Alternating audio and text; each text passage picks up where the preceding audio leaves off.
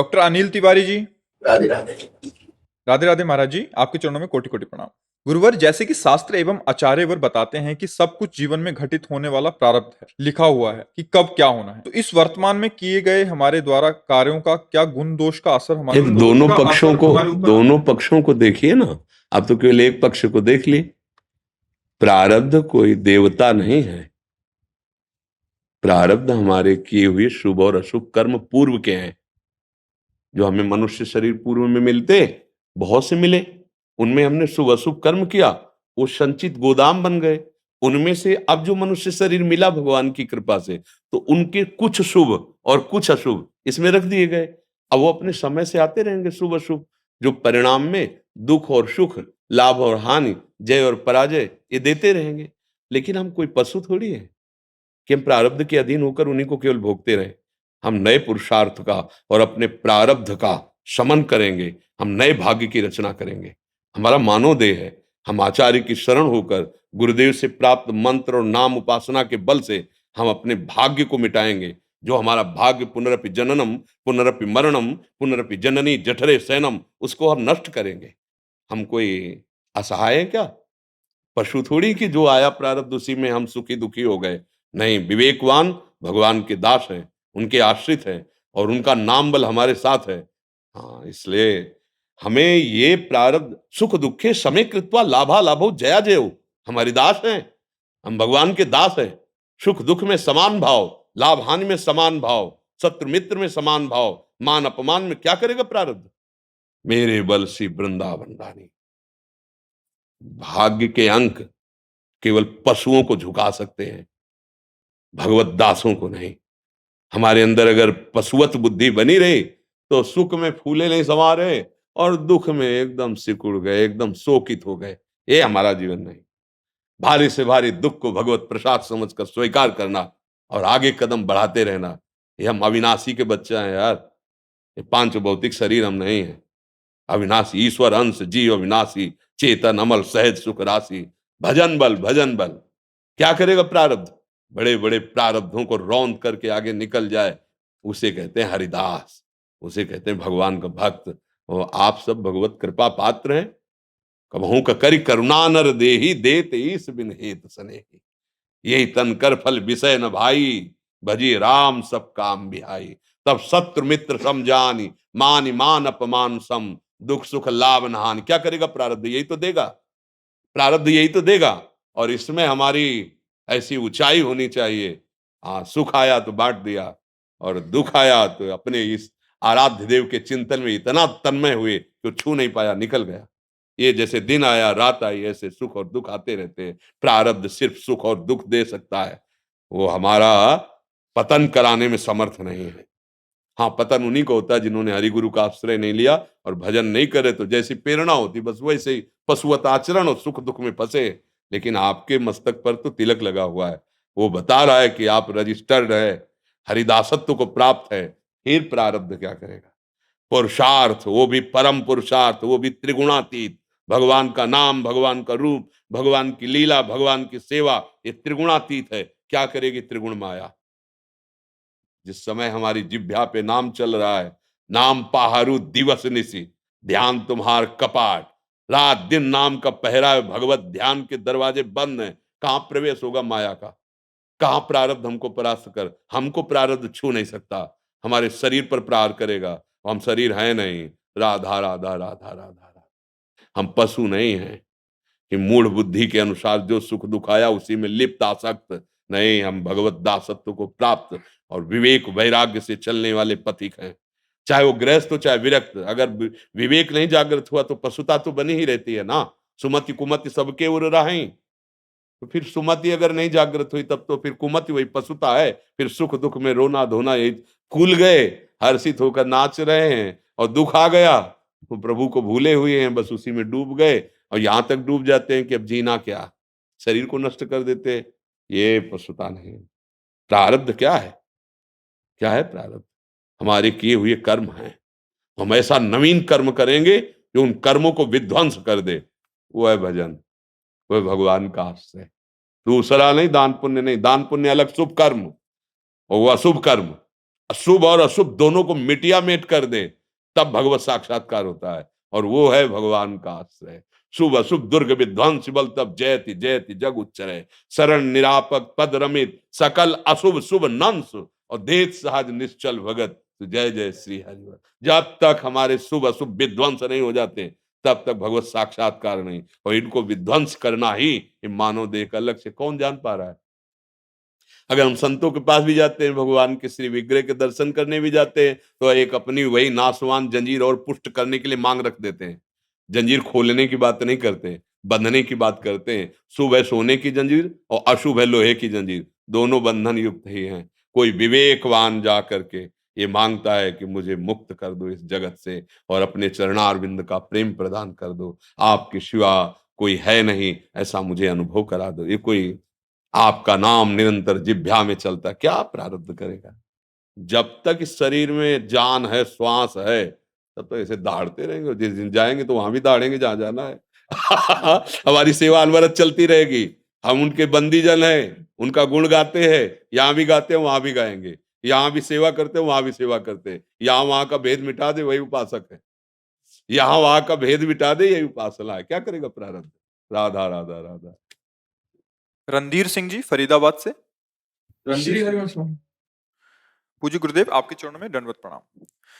भगवान, आपकी आज्ञा अनुसार पिछले करीब 1 वर्ष से नाम जप में प्रयासरत हूँ। घर में ठाकुर जी और श्री जी नाम सेवा विराजमान। महाराज जी, आपकी कृपा बल से जितना भी थोड़ा बहुत भजन साधन बनता है, उसका परिणाम बताने की सामर्थ्य वाणी में नहीं है। परंतु पिछले कुछ समय से महाराज जी, अंदर से बेवजह के कुतर्क उत्पन्न होते हैं और मन में अश्रद्धा का भय सताने लगता है और भाव पुनः जड़ता और संसार की तरफ मुड़ने लगता है। ऐसा बार बार हो रहा है महाराज जी, कृपया निवारण देखो, करें। कई बार हमने सरलता पूर्वक कहा है कि जैसे कबड्डी का खेल खेलते हैं ना, तो दो पक्ष होते हैं, ऐसे ही ये मान लो एक कबड्डी का खेल है। इसमें दो पक्ष हैं, एक माया और एक भक्ति, पर दोनों का संबंध हरि से है। मायापति हरि को कहा गया ना, और भक्ति हरि की प्रिया है। दोनों पक्ष हरि के हैं और हम दोनों पक्षों में हैं। ये माया ही तो है, मन माया ही तो है ना, इंद्रियां माया ही है, इंद्रियां के विलास माया ही है, और हम भगवान के अंश हैं। अब हमको भक्ति के द्वारा इन सबको भगवत स्वरूप बनाना है अनुभव में। वैसे तो सब तत्वतः भगवत स्वरूप ही है। तो जब हम अपने मन को अपने आराध्य देव में सच्चाई से लगाना चाहते हैं, तो ये मन खिलाफ हो जाता है। भगवान स्वयं श्रीमुख से कहते हैं, मना कष्टान इंद्रियाणी प्रकृति स्थान कर सती। प्रकृति के स्थान जो है, शब्द स्पर्श रूप रस गंध, ये 5 ज्ञानेंद्रियों के, इसी में पूरा ब्रह्मांड के सब हो गए। अब मन 5 ज्ञानेंद्रियों के साथ अभी विषयों में विचरण करता रहा, अब हो गया है वो मलिन। विषयों के चिंतन और विषय सुख के संयोग की लालसा इसको मलिन कर देती है। जैसे भगवत चिंतन और भगवत मिलन की लालसा परम पवित्र कर देती है, ऐसे ही विषय चिंतन, विषय में सुख भोगने की लालसा ये मलिन कर देती है। जब मन मलिन हो जाता है तो सही दर्शन नहीं करा पाता। बात का सही है, जैसे दर्पण मलिन हो जाए तो हम अपना चेहरा सही नहीं देख पाते हैं। अब वो आपको अपने पक्ष में घसीटने की कोशिश भरपूर करेगा। कबड्डी बोलने जाते हैं ना, जैसे तो हम जैसे बोलते हैं कबड्डी, तो उसमें सिखाया गया था स्कूल में कि सांस न टूटने पावे आपकी, और विपक्ष जब आपको पकड़े तो बलपूर्वक बोलते हुए अपनी लाइन पे आना है। बिल्कुल ऐसे ही इसमें है, नाम न छूटने पावे, और काम क्रोध लोभ मोह मद मत्सर ये हमें पकड़ेंगे बलपूर्वक, नाम बल लहो, बस हमको घसीट के अपने पक्ष में लाना है, मतलब सकारात्मक सोच। नहीं नहीं, इतनी बार हमने विषयों का सेवन किया, तेरी बात मानी, तूने हर समय मुझे धोखा ही दिया, कहीं शांति कहीं हमें विश्राम नहीं मिला, तेरी बात नहीं मानने वाले। अब वो शुरू करेगा कनेक्शन काटना, क्योंकि जिस कनेक्शन से तुम्हें बल मिल रहा है, गुरुवाणी पर श्रद्धा, गुरु पर श्रद्धा, भगवान हैं भी कि नहीं है, ऐसा भ्रम पैदा कर देना।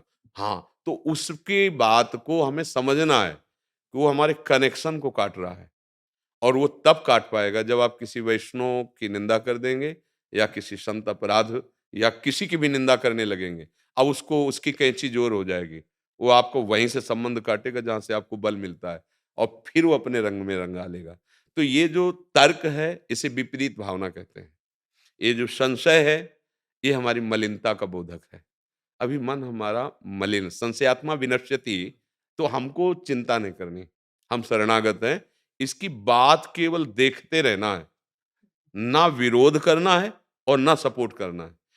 अगर विरोध करोगे तो वो रुक जाएगा, क्योंकि उसकी सत्ता मान ली, और अगर सपोर्ट करोगे तब तो वो हावी हो ही जाएगा। जैसे कोई आदमी आपको रोज गाली दे जहाँ से निकलो, और आप अगर गाली सुन के गाली देना शुरू किए तो बंद नहीं होगा। आप उदासीन, ना सुख ना दुख, निकलते जाओ, उसको लगेगा कोई फर्क ही नहीं पड़ता, अपने आप बंद कर देगा। एक बार एक संत भगवान गंगा स्नान करने जा रहे थे, महाराष्ट्र के गोदावरी जी हैं, तो स्नान करने हो जाते थे, तो ऊपर एक अन्य धर्मावलंबी रहता था, तो जो स्नान करके निकले तो थूक दिया एकनाथ जी के ऊपर। उन्होंने देखा भी नहीं, पर थूक ऐसे गिरा, फिर स्नान किया, फिर 100 बार उसने थूका, देखा भी नहीं। सभी बार वो उतर के आ गया, चरणों में गिर पड़ा कि आप जो है हमारी इस चेष्टा से क्रोधित नहीं हुए। तो उनका भैया, इसमें क्रोध करने की क्या आवश्यकता? जो हम 100 दिन में स्नान करते, वो 1 दिन में आपने करवा दिया। ये तो आपकी बड़ी कृपा हुई। वो चरणों में गिरा और कहा, हम संत की महिमा नहीं जानते थे, आज जाना है। अगर हम विरोध करते हैं तो उसको बल मिल जाता है, अगर हम सपोर्ट करते हैं तो बल मिल ही जाएगा। अभी हमारा मन हमारे खिलाफ है। विषयों में आसक्त देहाभिमानी, ये शत्रु है मन, और भगवद आसक्त दैन्य, ये मित्र है। तो अभी जैसे हमारी बुद्धि में 2 वृत्तियां होती है, एक कुमति, एक सुमति। ऐसे मन में 2 वृत्तियां होती है, एक गलत संकल्प, एक अच्छा संकल्प। तो हम अच्छा संकल्प करें तो उसे सपोर्ट कर दें, और जब ये कुतर्क करे, संशय करे, विपरीत भावना करे, नाना प्रकार के विषय का स्फुरण करे, तो हम तटस्थ रहें, दृष्टा मात्र, साक्षी भाव, ना बुरा ना भला, वो नष्ट हो जाएगा। क्योंकि नाम चल रहा है, भजन चल रहा है, घबराने की जरूरत नहीं है। महाराज जी पहले नहीं होता था, ये अभी निरंतर। अभी और होगा। जैसे जैसे आप कमर कसोगे, विपक्ष कब ऊपर हावी होता है, जब देख लेता है ये तो विजय श्री की तरफ बढ़ता ही चला जा रहा है, तब पूरी जान की ताकत लगाता है ना। ऐसी पूरी जान की ताकत माया के पार्षद हैं, काम क्रोध लोभ मोह मद मत्सर, ये सब पूरी ताकत लगाएंगे, लेकिन माया अपने सहायकों के साथ उस पर विजय प्राप्त नहीं कर पाती। जो नाम पहारू दिवस निशि, और ध्यान तुम्हार कपाट, रात दिन पहरा नाम का चल रहा है, और भगवत स्वरूप का ध्यान रूपी दरवाजा बंद, तो ये सहायक घुस ही नहीं पाते अंदर, और भजन परिपक्व हो जाता है। भजन करना कठिन, करके बचाना कठिन, और बचा के पचाना कठिन। तो जो गुरु आश्रित है, भगवद आश्रित है, उसे चिंता नहीं करनी चाहिए। देखो ये कुतर्क कई बार ऐसे अच्छे भक्तों के मन में भी आ सकती है कि उनकी अचानक वृत्ति इस बात पे गई कि इतना समय भजन करते हुआ हमारी छोटी सी एक वृत्ति भी नहीं सुधर पाई, हमारे मन में वही सब चल रहा है। मान लो ना बाहरी कामना सही, तो अंदर अपने साध। तो इसीलिए भगवान ने कहा है कि सिद्धि और असिद्धि में सम रहने वाला ही भगवत साक्षात्कार का अधिकारी होता है। बिल्कुल दृढ़ भाव रखो, सुख दुख में, लाभ हानि में, जय पराजय में और सिद्धि असिद्धि में समान भाव रखने वाला, समता वाला भगवत साक्षात्कार की योग्यता प्राप्त करता है।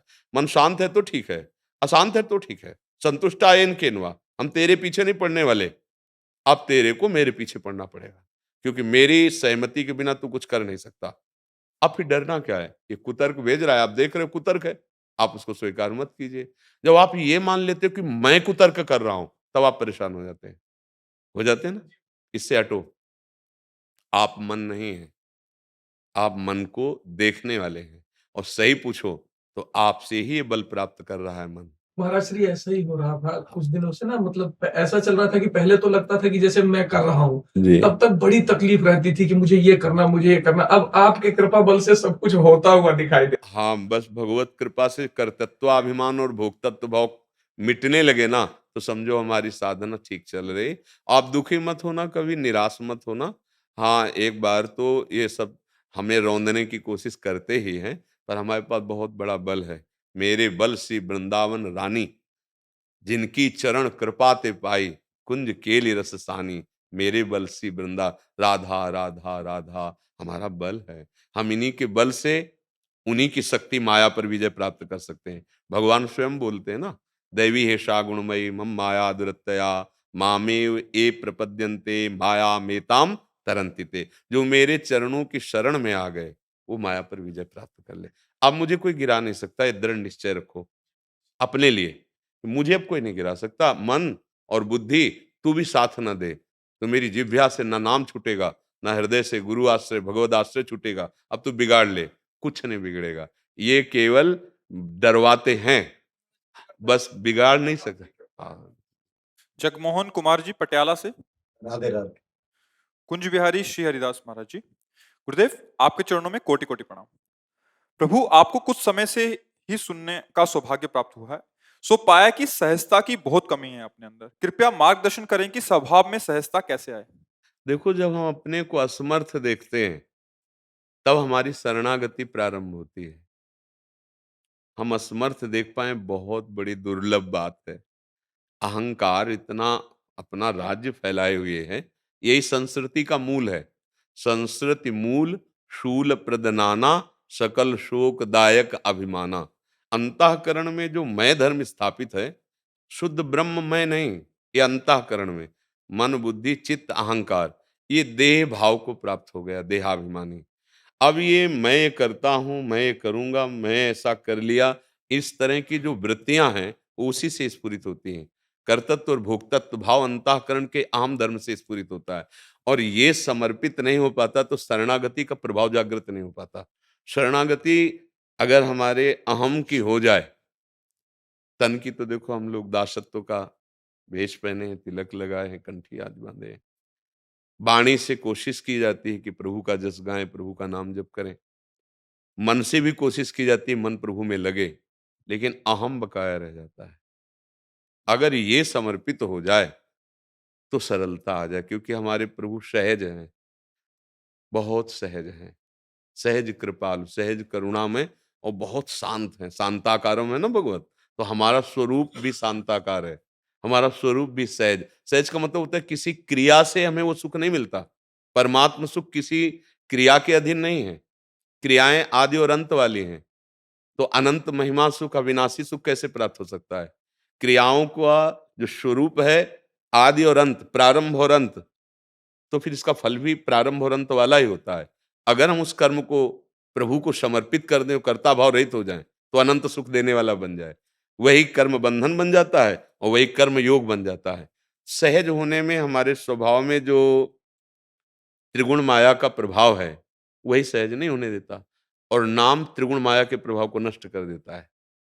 यही डर ही डर हरिवंश हित जिनो भ्रमई गुण सलिल पर, जी नामन मंगल लोक त्यों सुहरिपद भज न विलंब कर। ये त्रिगुण माया का प्रभाव हमारे कारण शरीर पर विशेष पड़ता है, जिसे स्वभाव कहते हैं, और उससे अंतःकरण प्रभावित रहता है। स्वभाव से अंतःकरण सूक्ष्म शरीर है, वो अंतःकरण से ही ये स्थूल शरीर की चेष्टाएं होती हैं। हम इसीलिए सहज नहीं हो पाते, मूल से गड़बड़ी है। अहम, ये अहम भगवान के दासत्व में बदल जाए या शुद्ध ब्रह्म में, बस फिर सहजता आ जाएगी। सहज स्वरूप है आप, शंकर सहज स्वरूप संभारा, तो लाग समाधि अखंड अपार। अपना स्वरूप सहज है, किसी क्रिया प्रधान नहीं है।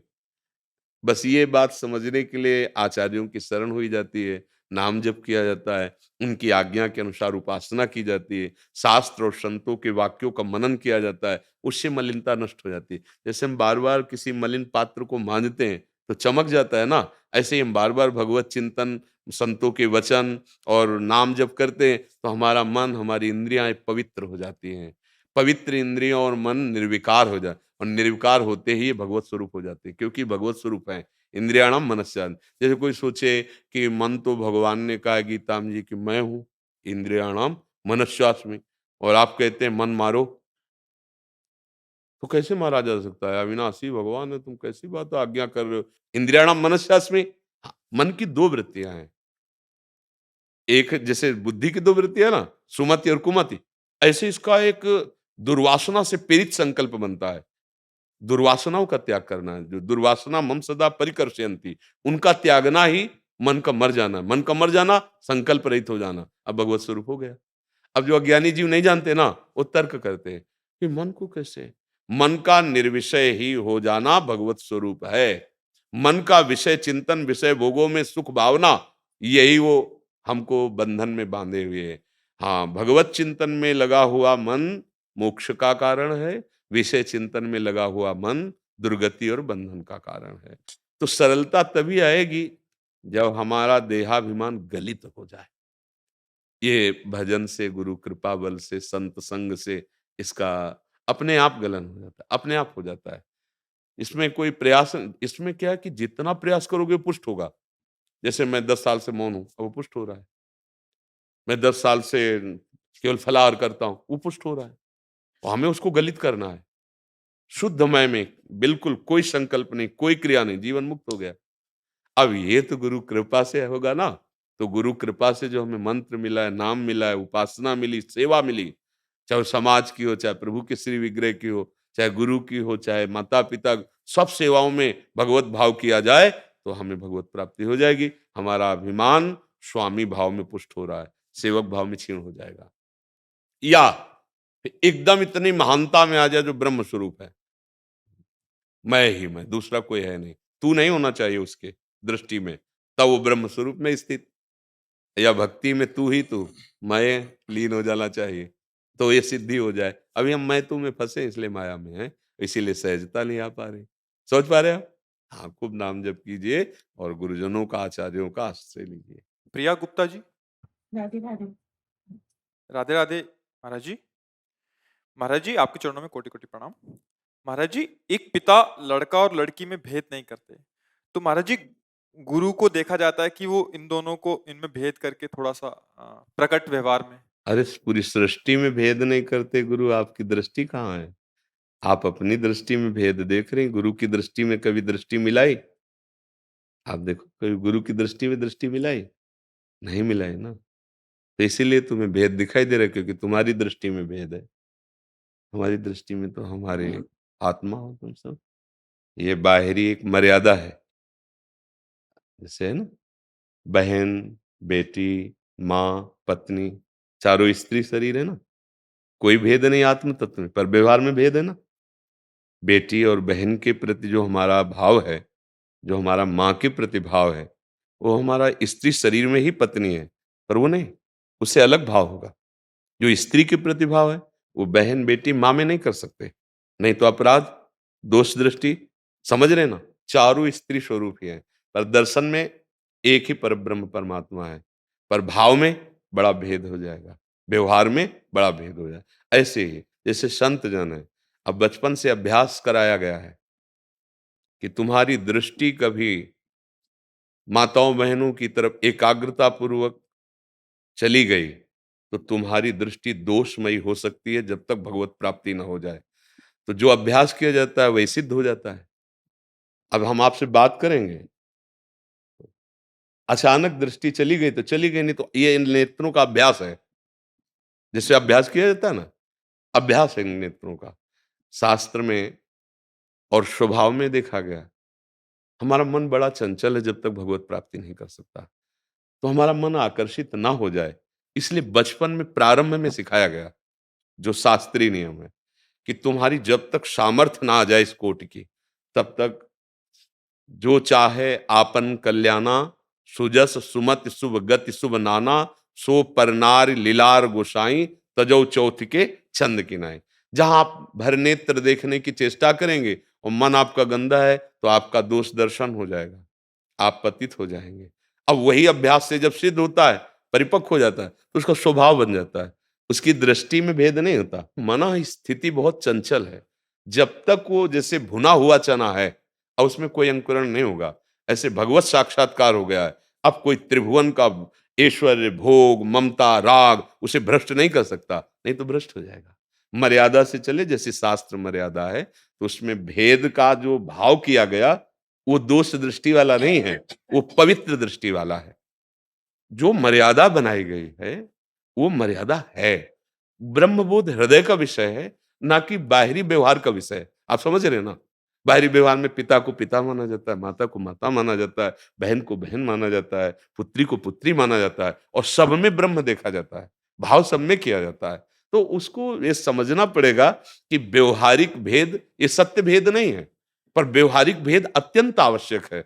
अभेद दर्शन होता है, सब में हमारा प्रभु विराजमान है, इसमें कोई संशय नहीं। पर व्यवहार में भेद हो जाएगा। अगर आपके शरीर की सेवा करानी है तो हमें किसी स्त्री साधक को लाना पड़ेगा ना। मान लो आप बीमार, कोई स्त्री साधक बीमार है, अब हम व्यवहार में भेद रखेंगे। अब उनके पास साधक नहीं भेजेंगे सेवा में, उनके पास शरीरधारी जो स्त्री शरीर है, आप जाइए और सेवा में लगिए।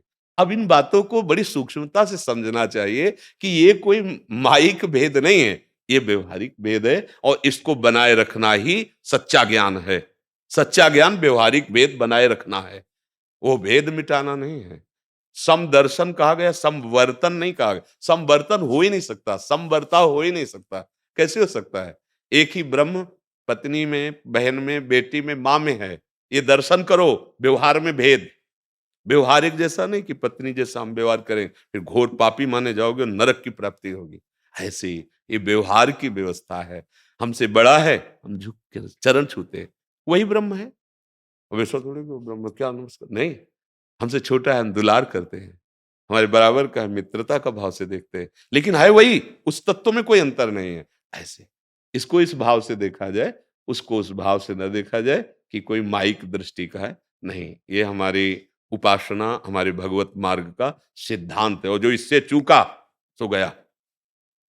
रेखा खींची गई है, जो ज्यादा मन मानी करने लगता है वो भ्रष्ट ही हो जाता है। भगवान की दुरंत माया है। बिल्कुल जो रकील खींची गई उसी के अनुसार चलो। तस्मात् शास्त्रम प्रमाणन्ते कार्याकार्यो व्यवस्थितो। मनमानी आचरण नहीं, फिर तो वो मूर्खता होगी। वो अपने को कुछ भी बोलते रहो, कुछ भी ज्ञान बघाड़ते रहो। काम क्रोध मद मान न मोहा, लोभ न क्षोभ राग नहीं द्रोहा, जिनके कपट दंभ नहीं माया, तिनके हृदय बसो रघुराया। तो ऐसा चाहे वो स्त्री शरीर हो, चाहे वो पुरुष शरीर हो, एक मर्यादाएं बनाई गई हैं। उन मर्यादाओं से हम चलें तो हमारा जीवन पवित्र रहेगा, हमारे विचार पवित्र रहेंगे और हम परम पवित्र भगवान को प्राप्त कर पाएंगे। किसका प्रश्न था? हाँ, तो आप बताओ, इसमें कोई भेद है? नहीं महाराज जी सिर्फ ये कि जैसे आपको अपने पिता का आलिंगन करने का मन होता है, तो एक लड़की को भी अपने गुरु को आलिंगन करने का मन हो सकता क्या ये समाज बर्दाश्त करेगी? है। हाँ, मगर आप नहीं, आप अगर मगर नहीं, अगर आप हृदय से गुरु मानती हो तो आपको आलिंगन क्या, आपको अंदर दिखाई देगा गुरु आपके मानस पटल पर बैठे हैं, आपको इतना दुलार कर रहे हैं जितना मां नहीं कर सकती है। क्या प्रगट में इस मर्यादा से क्या आप अपने गुरु की निंदा नहीं करवा देंगे? आप विचार करके देखिए। अगर आप सभा में, तो ये हमको अपनी श्रद्धा नहीं विचार करना है, हमको अपनी श्रद्धा नहीं, हमको इनकी श्रद्धा पर ध्यान देना है।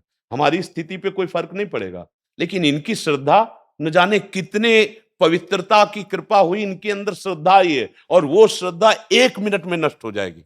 1 मिनट में। तो हमारी श्रद्धा पे तो कोई फर्क नहीं पड़ा, क्योंकि हमारे बेटे और हमारी बेटी बराबर भाव है। तो अपनी बच्ची मान लो स्कूल से आई हो, बहुत दिनों के बाद, हॉस्टल क्या कहते हैं उसे, जहां पढ़ते हैं, आई तो पिता गले लगाता है ना। लेकिन ये पिता का स्वरूप वैरागी है, ये पिता का स्वरूप विरक्त है, ये पिता का स्वरूप आदर्श है, ये पिता का स्वरूप श्रद्धा प्रकट करके भगवत प्राप्ति कराने वाला है। तो हमको तस्मात् शास्त्रम प्रमाणन्ते, हृदय से आपको अपना मानते हैं, पर बाहर से नहीं। बाहर से हमें इनकी श्रद्धा पर ध्यान देना। अगर ऐसा आचरण हो जाए तो ये क्या कहेंगे, समाज की दृष्टि और श्रद्धा की दृष्टि वो नष्ट हो जाएगी। वो करने के लिए हम नहीं बैठे, हम बैठे इनकी श्रद्धा को पुष्ट करके वही आचरण करेंगे, वही बात करेंगे जिनको इनको विश्वास हो जाए कि भगवान के मार्ग का उपदेश देने वाला स्वयं आचरण से पवित्र है और ये भगवत मार्ग में आगे बढ़ जाएं। ये देखो, आचार्य कोटि की जो एक शैली है उसके अनुसार चलना होता है। अगर आप वास्तविक शिष्य हैं कोई भी, तो आप देखिए, क्या गुरु को आपको नहीं दिखाई देता कि गुरु मुझे ऐसे लिए हुए? हर समय दिखाई देगा कि गुरु का प्यार कितना है। क्या हृदय से लगाना बाहरी यही प्यार माना जाएगा क्या? नहीं, ऐसा भाव नहीं करते हैं। देखो, ये शरीर पुरुष शरीर है, पर अपने गुरुदेव भगवान की रुचि, वो कभी चरण स्पर्श नहीं कराते, कभी नहीं करते। माथा उनके चरणों के नजदीक रखकर साष्टांग लेट जाते, कभी ऐसे नहीं बढ़ाते, बस इतने की जरूरत है। नहीं नहीं, जेहि विधि प्रभु प्रसन्न मन होई, करुणा सागर की। मेरे स्वामी को जिससे प्रसन्नता हो वो मेरा विषय है, वो नहीं छुआते हैं, मैं क्यों छूऊं? और जब ऐसे हम चल रहे हैं ना, यहीं वो बैठे नजर आते, उनके चरणारविंद यहीं हर समय प्रफुल्लित करते रहते। हमने छुआ, ये मेरी खुशी, वो ना छूने से उनकी खुशी, मुझे उनकी खुशी देखनी है, उनकी बात देखनी है। तो ये बात मानना हमारे लिए, सब आप हमारी आत्मा हो, हमारी श्री जी की सखी हो, हमारे लिए बहुत वंदनीय हो, पूजनीय हो, पर प्रगट में बाहरी व्यवहार को संभाल करके चले। जहां बाहरी व्यवहार से चूक हुई तो फिर परमार्थ का पथिक निंदनीय हो जाता है, निंदनीय। देखो, ईश्वर अंश में कोई अंतर नहीं, जो आपके अंदर वो आपके अंदर, वही हर जीव के अंदर, वही ईश्वर अंश है। पंचभूत शरीर में कोई अंतर नहीं, जिस पंचभूत से आपका शरीर बना उसी से ये बना। व्यवहार में भेद है, और व्यवहार का भेद जो रखता है वही ज्ञानी है। व्यवहार में समानता नहीं हो सकती, पक्का समझ लो। देखो, भगवान ने आदेश किया दर्शन का, विद्या विनय संपन्ने ब्राह्मणे गविहस्तनी सुनीचो सुपाके चा पंडिता समदर्शिना। जो सब में सम दर्शन करता है, वर्ताव नहीं, बर्ताव में भेद हो जाएगा, बर्ताव में भेद हो जाएगा। अगर विद्या विनय संपन्न कोई ब्रह्म ऋषि पधारे तो हम खड़े हो जाएंगे। कुत्ते में भी भगवान देख रहे हैं, लेकिन कुत्ते को देख के खड़े थोड़ी हो जाएंगे। हाथी में भी देखना है, चांडाल में भी देखना है, व्यवहार में भेद हो जाएगा। सब में भगवान है, पर हम गुरु जैसा व्यवहार सबसे तो नहीं कर पाएंगे। ये भाव कर सकते हैं कि मेरे गुरुदेव सब में विराजमान, अखंड मंडलाकारम व्याप्तम चराचरम, पर बर्ताव में अंतर हो। जे ही गुरुदेव को देखा तो जो भाव आएगा वो आपके देखने में थोड़ी आएगा। भाव रहेगा कि सब में मेरे गुरु तत्व विराजमान। ये बात समझना पड़ेगा, इसको स्वीकार करना पड़ेगा। व्यवहार की पवित्रता ही सच्चे ज्ञान का प्रतीक है। व्यवहार की भ्रष्टता कभी ज्ञान नहीं हो सकता है। आप स्वयं विचार करके हमारे वचनों को देखना, क्या हम और आप अगर व्यवहार को पवित्र नहीं रखते तो क्या हमारा ज्ञान पवित्र है? पहले भगवत साक्षात्कार करो, फिर आप देखो कि आप और गुरुदेव में इतना ही भेद नहीं रह गया। गुरुदेव अभेद हो गए, हृदय लगाने की क्या बात। गुरुदेव मेरा हृदय बन गए, गुरुदेव मैं बन गए, मैं गुरुदेव बन गया। आप विचार करके देखिए। मुझे लगता है व्यवहार का भेद अत्यंत आवश्यक है, और वो रखना ही चाहिए, बिल्कुल रखना चाहिए।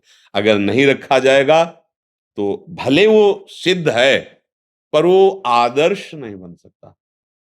क्यों? वो अगर आदर्श नहीं हुआ हमारा चरित्र, हमारा जीवन, तो फिर हम व्यवहार को, हम समाज को कुछ दे नहीं पाएंगे। जब आपकी श्रद्धा नहीं तो हमारी सारी बात झूठी मानी जाएगी। और आपकी श्रद्धा है ना, तो श्रद्धा क्या देख के होती है? आचरण देख के होती है। उसको हम प्रगट में और खोलकर अगर कहें तो देखो, हमारे साधुओं में एक नागा संप्रदाय है ना, दिगंबर घूमते हैं ना, पर माता बहन चाहे जितनी ऊंची स्थिति में ज्ञान की पहुंच जाए, पर अपने शरीर को ढक के ही रखेंगे। अगर कहीं ऐसा, तो या तो पागल और या तो मूढ़ता, मूर्खता है। नहीं तो आप मदालसा जैसी एक से एक सिद्ध हुई है, चाहे ज्ञान मार्ग में, भक्ति मार्ग में तो बहुत सी ऐसी माताएं बहनें हुई जो बहुत चरम सीमा की अवस्था, गंगाबाई, यमुनाबाई, मीरा जी, रत्नावती, ढेर ढेर महापुरुष हुई है, सबरी मैया, एक से एक महापुरुष। आप देखो मर्यादा, देखो इस शरीरों की मर्यादा है। जो स्थिति उनकी है वही स्थिति एक स्त्री शरीर के महापुरुष की होगी, पर वो अपने मर्यादा से रहेगी। इन शरीरों की कुछ मर्यादाएं हैं जो प्राकृतिक हैं, वो सत्य नहीं है, पर व्यवहार में उनको करना अत्यंत आवश्यक है। हाँ, जो कुछ महापुरुष जैसे शरीर शुद्ध विस्मृत है, अब चाहे स्त्री हो चाहे पुरुष, अब उसके ऊपर न शास्त्र लागू होता है और न कोई व्यवहार लागू होता है। पर जब तक बुद्धि हमारी काम कर रही है तब तक है। अब ऐसी ऐसी महापुरुषों की प्रेमावस्था हुई है कि अब शुद्ध ही नहीं है शरीर की। ऐसी ज्ञान की ऊंची भूमिका में रहे, शुद्ध ही नहीं रहे, तो उनके ऊपर फिर लागू नहीं हो। वो अवधूत कोट के परम हंस। लेकिन अपने को ज्ञान है, अपने को ये ज्ञान है कि इस चेष्टा से इनकी श्रद्धा बढ़ेगी, इस चेष्टा से इनकी श्रद्धा मिटेगी, तो हमको जीवन भर इस बात का डर रहा है और डरते रहेंगे कि मेरी गति जो हो सो हो, उसमें मुझे कोई फर्क नहीं, पर मेरे जीवन का ऐसा चरित्र हो जिसपे मेरे गुरु को गाली ना हो, मेरे संतों को गाली ना हो। अब ये बात, जिससे मेरे आचरण को देखकर किसी को गाली देने का मन ना हो, तो अब ये कैसे होगा? व्यवहार को शुद्ध रखना। और ऐसा नहीं कि व्यवहार को शुद्ध, एकांत अगर भ्रष्ट है तो व्यवहार को शुद्ध रख ही नहीं सकता। जब एकांत पवित्र है तो व्यवहार पवित्र होगा। नहीं, व्यवहार में चाहे जितनी चतुरता दिखाओ, आपसे वो त्रुटि हो ही जाएगी जो आप एकांत में गंदा करते हैं। वो आपका स्वभाव आपको साबित कर देगा कि आप सही नहीं हो। और आपका अगर पावन चरित्र है तो चाहे व्यवहार हो या एकांत हो, वो अपने स्वरूप में रहता है, भगवत स्वरूप में रहता गौरव तनेजा जी, ऋतु राठी जी, राधे राधे महाराज श्री में। है। जी। गुरुदेव आपके चरणों में कोटि कोटि प्रणाम। गुरुदेव सबसे पहले तो आपका धन्यवाद कि आप हमें मिले, नहीं तो हमारा पूरा जीवन ही अज्ञान में व्यतीत हो रहा था। गुरुजी आपके सत्संग सुनने के बाद हमने मांस मदिरा संपूर्ण रूप से त्याग दिया है। लेकिन महाराज जी हमें एक संशय है। हमारे घर में एक पहले पालतू कुत्ता था, जैसे हम पहले खाते थे तो वो भी मांसाहार करता था, बट अभी थोड़ा सा बहुत दिक्कत हो रहा है, वो शाकाहार ज्यादा खाता नहीं है। महाराज जी अभी हमारे लिए क्या आज्ञा है? कोई पैकेट्स में मांसाहार भोजन मिलता तो उनको खिला सकते हैं? देखो, जब हम आपको त्यागने के लिए कहेंगे तो कुत्ता कोई हिंसक जीवों में नहीं आता है कि जैसे सिंह है, उनके लिए अन्य भोजन हो ही नहीं सकता। सिंह मर जाए पर घास थोड़ी चर पाएगा, वो रोटी थोड़ी खाएगा, दूध रोटी नहीं खाएगा, उसका आहार वही है।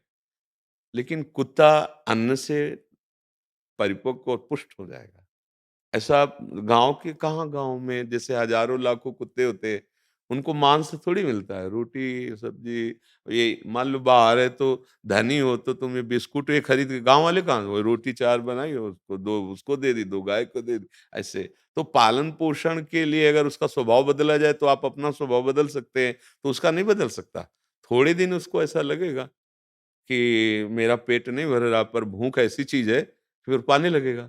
तो उससे जैसे विटामिन वाली वस्तुएँ खाद्य पदार्थों में भी आती हैं, उनके लिए तो पर्सनल आती हैं, नहीं आती? कुत्तों के लिए पर्सनल विटामिन के पदार्थ आते हैं। तो मुझे तो लगता है कि जब आप त्याग दिए हैं, तो उसको भी शाकाहारी बना लीजिए, सुंदर बढ़िया रोटी, दाल, दूध ऐसे पवा लीजिए। नहीं तो अब आप छोड़े हैं, फिर आप उसी व्यापार में लगेंगे कि आपको लाना है और उसको। हाँ, अगर सिंह पाले होते तो समस्या फिर थी, नहीं है ना? कि अब तो उसको रोटी-दाल तो खा नहीं सकता, उसके लिए तो अब जैसे मान लो चिड़ियाघर में सिंह आदि जो रह रहे हैं, तो राजकीय व्यवस्था से उनको आहार तो देना ही पड़ेगा अगर उनको सुरक्षित है। अब वो कोई फल-फूल तो खाने वाले हैं नहीं।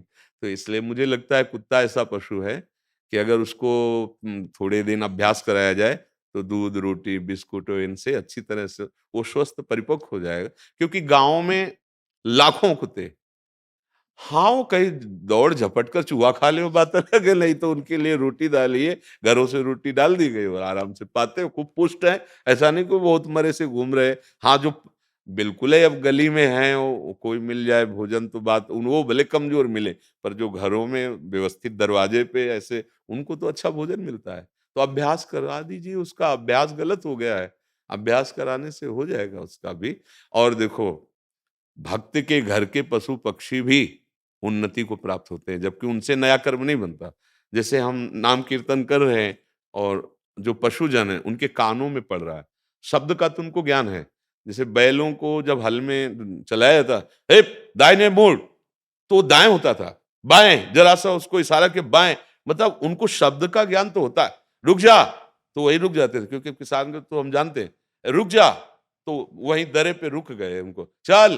तो वो चल दिए। मतलब शब्दों का तो ज्ञान होता है उनको।